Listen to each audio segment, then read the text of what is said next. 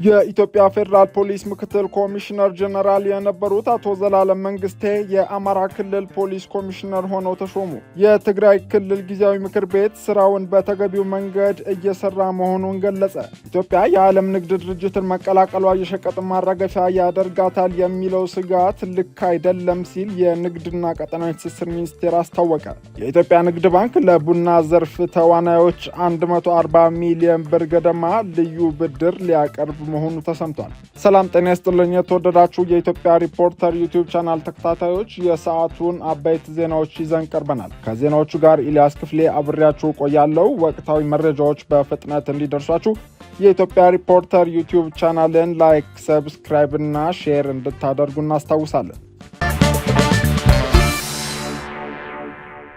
የኢትዮጵያ ንግድ ባንክ ለቡና ዘርፍ ተዋናዮች 140 ሚሊዮን ብር ገደማ ልዩ ብድር ሊያቀርብ መሆኑ ተሰምቷል። የኢትዮጵያ ንግድ ባንክ ከተባበሩት መንግስታት የኢንዱስትሪ ልማት ድርጅት እንዲሁም የኢትዮጵያ ቡናና ሻይ ባለስልጣን ጋር በመተባበር በቡና ዘርፍ ለተሰማሩ አካላት በልዩ መስፈርቶች እስከ 1 ሚሊዮን ዩሮ ወይም 140 ሚሊዮን ብር ገደማ ድረስ እንደሚያበድር ተገልጿል። የኢትዮጵያ ቡናና ሻይ ባለስልጣን እንዳስታወቀው ለኢትዮጵያ የቡና ኢንቨስትመንት አዎንታዊ ፋይዳ ያላቸውን የኢትዮጵያን ቡና በጥራትና በተቀላጠፈ ሁኔታ እንዲያድግ የሚያደርጉ በማህበራዊና አካባቢያዊ ሁኔታዎችም ላይ በጎ ተጽዕኖዎችን መፍጠር የሚያስችሉ ፕሮጀክቶች የጣሊያን የልማት ትብብር ኤጀንሲ የገንዘብ ድጋፍ እንደሚጀመር ገልጿል።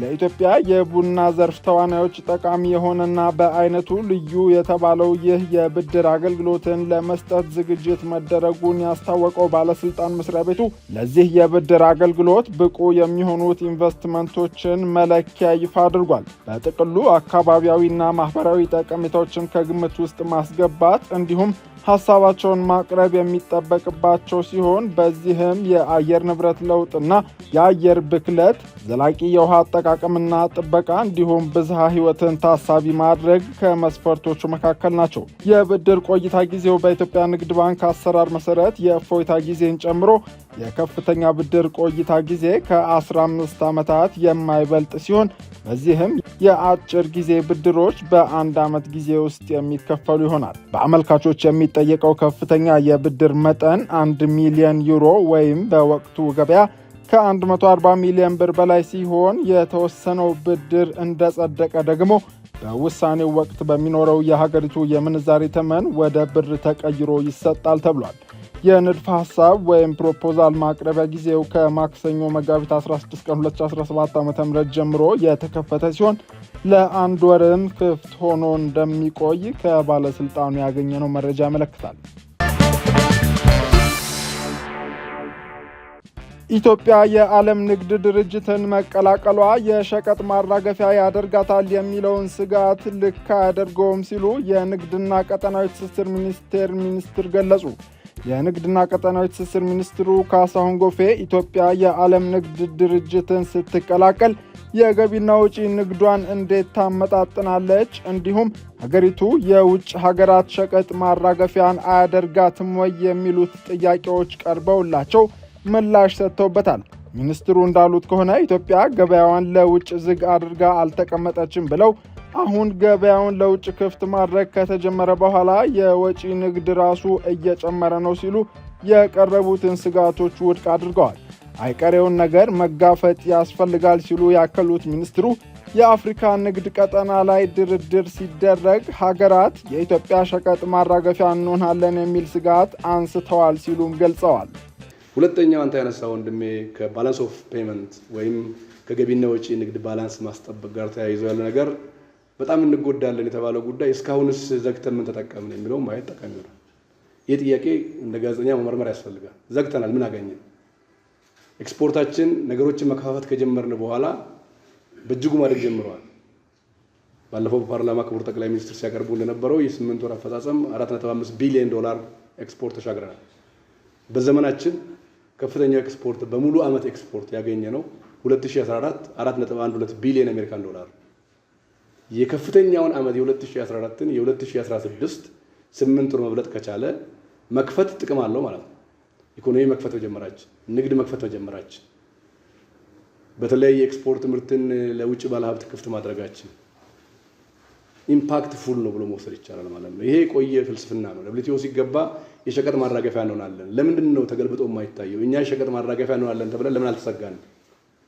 ጂዲፒያችን በ5 ዓመት ከ2010 እስከ 2015 ባለው ጊዜ ከ85 ቢሊዮን ዶላር ጂዲፒ ወደ 205 ቢሊዮን ዶላር ከደብል በላይ መሄድ ከቻለ የኢትዮጵያ ኢኮኖሚ አሁን ባለው ሁኔታ በሚቀጥሉት 5-6 ዓመታት ጊዜ ውስጥ አሁን ደብል የሚያደርግ ከሆነ 400 ቢሊዮን ዶላር ጂዲፒ ያለው ሀገር ባለ ግዙፍ ጂዲፒ ነው፣ ባለ ግዙፍ ኢኮኖሚ ነው ማለት ነው።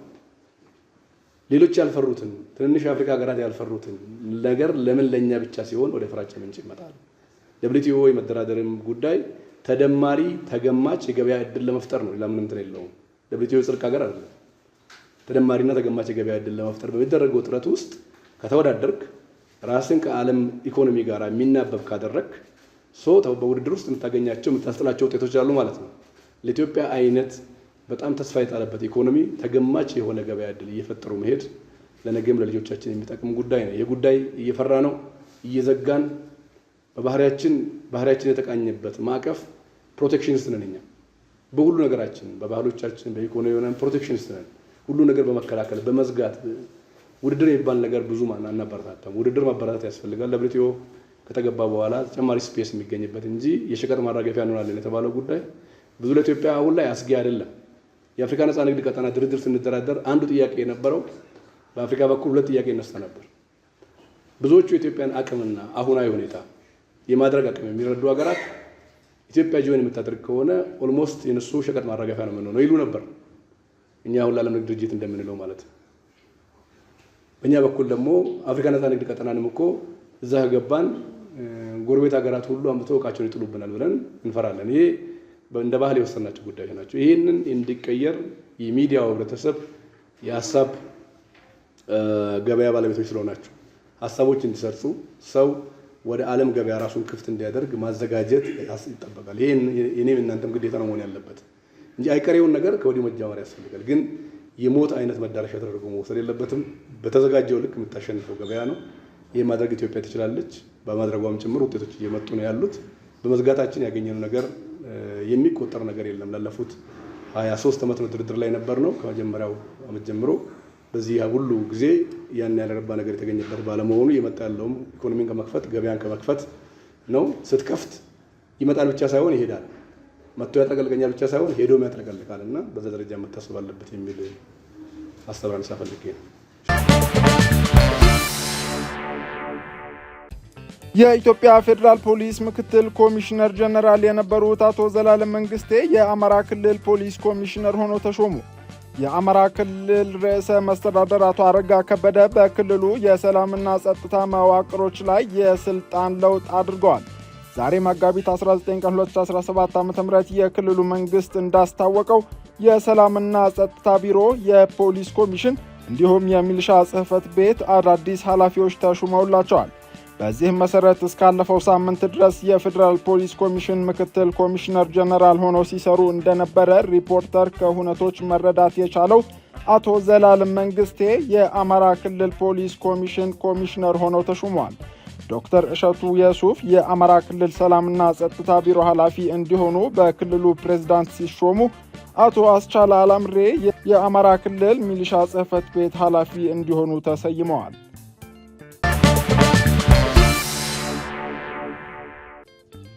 የትግራይ ጊዜያዊ ምክር ቤት ስራውን በተገቢው መንገድ እየሰራ መሆኑን አስታወቀ። በትግራይ ጊዜያዊ አስተዳደር ስር የተቋቋመው የትግራይ ጊዜያዊ ምክር ቤት የተለያዩ ቋሚ ኮሚቴዎች ሰብሳቢዎች በዛሬው ዕለት በሰጡት መግለጫ ስራቸውን በአግባቡ እየሰሩ እንደሆነ ገልጸው ከላይኛው እስከ ታችኛው ባሉት መዋቅሮች የክትትልና ቁጥጥር ስራዎችን እያከናወኑ እንደሆነ ተናግረዋል። በተለይም በምክር ቤቱ የፕሪቶሪያ ውል ክትትል ቋሚ ኮሚቴ ሰብሳቢ አቶ ዮሴፍ በርሀ ምክር ቤቱ ስራውን በተገቢው መንገድ መስራት ቢጀምርም በላይኛው የጊዜያዊ አስተዳደሩ መዋቅር ውስጥ የተፈጠረው ችግር ለስራችን እንቅፋት ሆኗል ብለዋል። ስምምነቱ ብዙ አካላትን ያቀፈ በመሆኑ የተፈጠረው ችግር እልባት ካገኘ ውጤታማ ስራ መስራት እንደሚቻልም በመጠቆም በምክር ቤቱ የፍትህና ፍትህና ዲሞክራሲ ቋሚ ኮሚቴ ሰብሳቢ አቶ አምዶም ገብረስላሴ በበኩላቸው አገልግሎት ሰጪ ተቋማት ስራቸውን በአግባቡ እየሰሩ እንደሆነ ክትትል እየተደረገ ነው ብለዋል። የምክር ቤቱን ኃላፊነቶች በሚመለከት ከሪፖርተር ጋር ቆይታ ያደረጉት የፕሪቶሪያ ውል ክትትል ቋሚ ኮሚቴ ሰብሳቢ አቶ ዮሴፍ በርሀ የጊዜያዊ አስተዳደሩ ዕድሜ ተጠናቆ ጥቂት የህግ ማሻሻያዎች ተደርገው ይራዘማል በተባለበት ሁኔታ ምክር ቤቱ በጊዜያዊ አስተዳደሩ ስር እንደመቋቋሙ ወደ ስራ መግባት ይችላል ወይ በሚል ለቀረበላቸው ጥያቄ ተከታዩን ማብራሪያ ሰጥተዋል። ምክር ቤቱ ሲቋቋም የጊዜያዊ አስተዳደሩ ዕድሜ ይኖረዋል ስንል በምርጫ የተቋቋመ መንግስት እስከሚተከል እንደ ምክር ቤቱ ነው ያገለግላል ነው። በምርጫ መንግስት እስከሚተከል ደግሞ የግድ ጊዜያዊ አስተዳደር ይኖራል ትግራይ ላይ። አሁንም ኦልሬዲ አመራሩ ላይ ችግሮች ቢያጋጥሙም ጊዜያዊ አስተዳደር ላይ ነው ያለችው ትግራይ።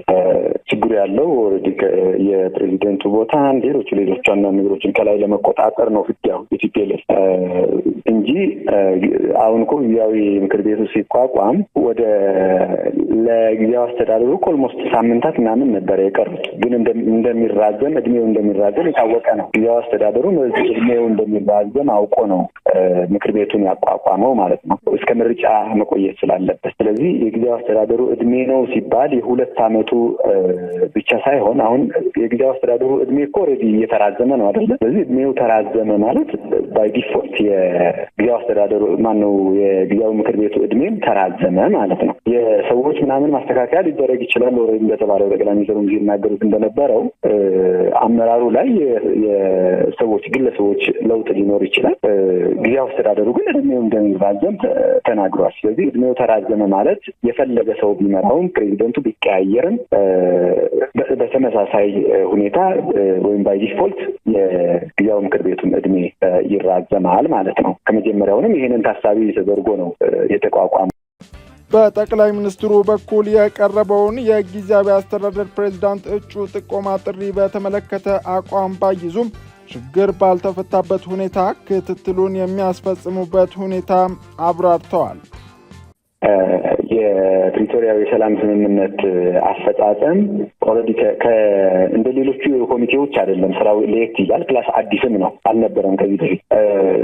ስራውን ሲሰራ ደግሞ ከከፍተኛ የጊዜያዊ አስተዳደሩ አመራሮች ጋር የሚሰራ ነው። ፕሬዚዳንቱ ከምክትል ፕሬዚዳንቶች ጋር ከሌሎችም ጋር ማለት ነው። ግን ከፌዴራል መንግስት የፕሪቶሪያ የሰላም ስምምነቱን የሚከታተሉ አካላት አስቀምጠዋል። ከውጭ የሚሳተፉ አካላት አሉ፣ ከትግራይም አሉ። ስለዚህ ከሁሉም ጋር ስለሚሰራ ቋሚ ኮሚቴው አሁን መስራት አልቻለም ነበረ። ቅድምም ስንል የነበር ነው። አሁን ኦልሬዲ ፕሬዚደንት ከሌለ ምክትሎችም ምናምኖችም ችግር ከተፈጠረ እዛ ላይ ያ ነገር እስከሚስተካከል መቀጠል አልቻልንም፣ መስራት አልቻልንም። ሌሎቹ እየሰሩ ነው። ኦልሬዲ ያሉ ጽሕፈት ቤቶች ያሉ ቢሮዎች ስለሆኑ እየሰሩ ነው። የኛ ግን ከከፍተኛ የጊዜያዊ አስተዳደሩ አመራሮች ጋር የተያዘ ስለሆነ አሁን መስራት አልቻለም። 8 ቋሚ ኮሚቴዎችን የያዘው ምክር ቤቱ ከ3 ሳምንታት በፊት ሁለተኛ መደበኛ ጉባኤውን ያካሄደ ሲሆን በወቅቱም 7 ምክትል ሰብሳቢዎችን ሲሾም 21 ሰዎች ደግሞ በትርፍ ጊዜያቸው እንዲያገለግሉ በሚል መመረጣቸው ይታወሳል። ውድ የኢትዮጵያ ሪፖርተር ዩቲዩብ ቻናል ተከታታዮች የሰዓቱ ዋና ዋና ዜናዎቻችን የደመጣችኋቸው ነበሩ። ለወቅታዊ መረጃዎች የኢትዮጵያ ሪፖርተር ዩቲዩብ ቻናል ቤተሰብ እንድትሆኑና ቻናሉን እንድታጋሩ እንጠይቃለን። መልካም ጊዜ።